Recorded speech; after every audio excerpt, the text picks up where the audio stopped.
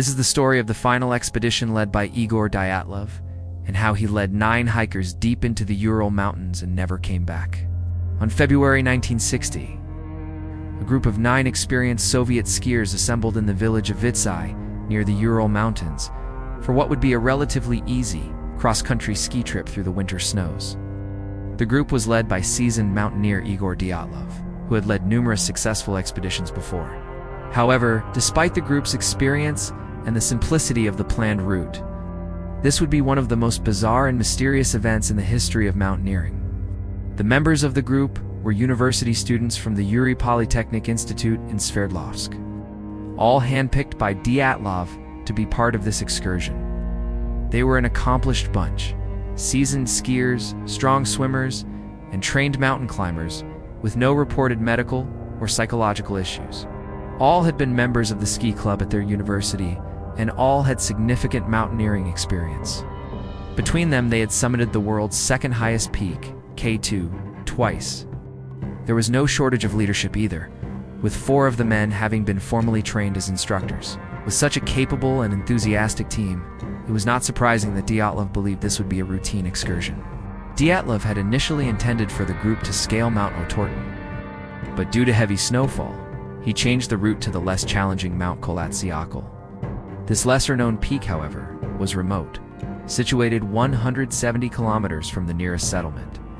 And although Dyatlov had visited it several times before, no formal trails existed, and the closest road was 30 kilometers away.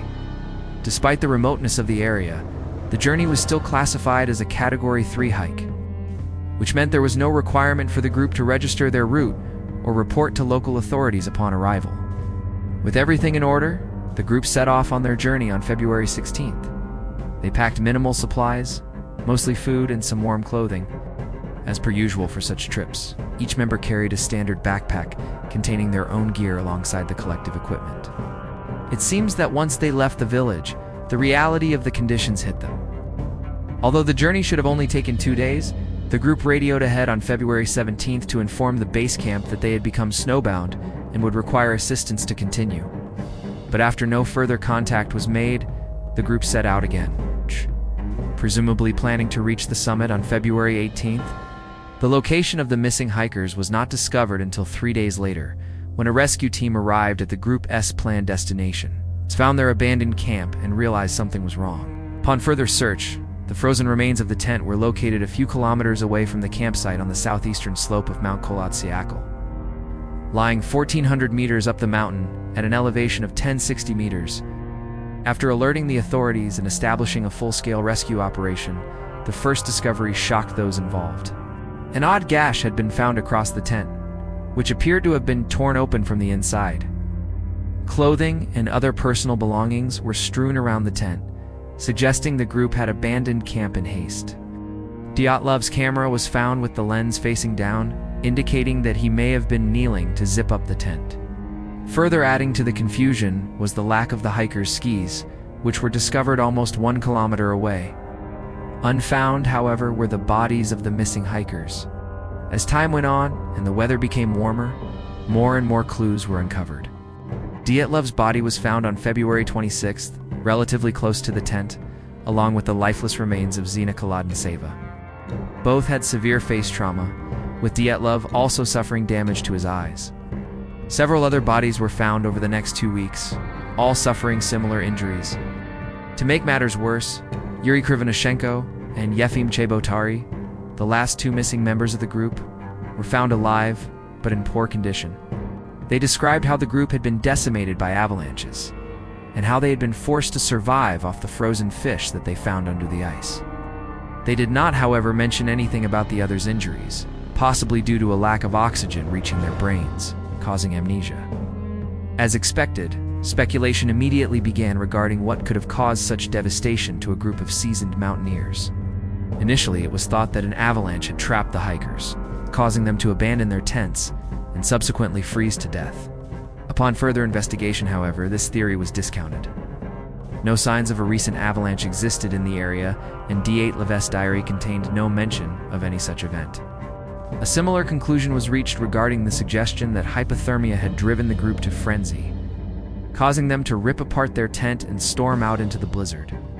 If true, it is unlikely that they would have then left their skis behind, nor does it explain the severe head trauma suffered by several members. More attention, therefore, turned to the strange gash found in the tent. Locals claimed it was the work of a man-eater said to inhabit the region, leading to talk of Yeti-like beasts. Of course, there is no evidence that any large animal exists in the area, and it seems more likely that the cut was caused by one of the group during their desperate escape. But why? What could have driven them to such behavior? Before we move on, please take a moment to subscribe if you haven't already. Over time, it was determined that the most likely cause of the disaster was an unexpected increase in temperature. Records from nearby settlements showed that temperatures rose above freezing between February and February, resulting in a layer of ice, 20 centimeters thick, forming on top of the snow. The weight of the ice caused the tent to sag, trapping the sleeping hikers in a carbon dioxide chamber, resulting in a lack of oxygen. It is likely that this caused some members of the group to panic, resulting in them ripping open the tent in an effort to escape. Once outside, they would have quickly succumbed to the freezing temperatures. Those who remained in the tent, meanwhile, would have eventually died from a lack of oxygen. This would explain the lack of signs of a struggle and the fact that the skiers had left their equipment behind, believing that it was more important for their friends to escape.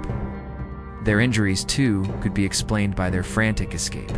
One possible explanation for the more severe trauma suffered by Dyatlov is that he had attempted to exit the tent from underneath. As for why some of the group were found so far from the tent, it is possible they were dragged there by animals, or that they were never actually part of the main group.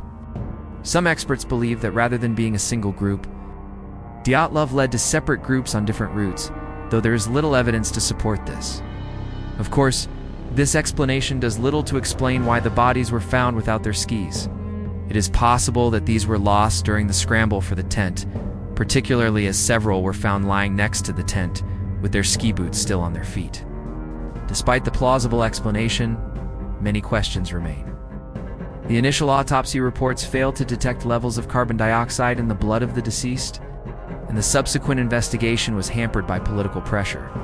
Even today, some experts argue that the evidence does not support the claim of carbon dioxide poisoning, and the official cause of death remains unknown.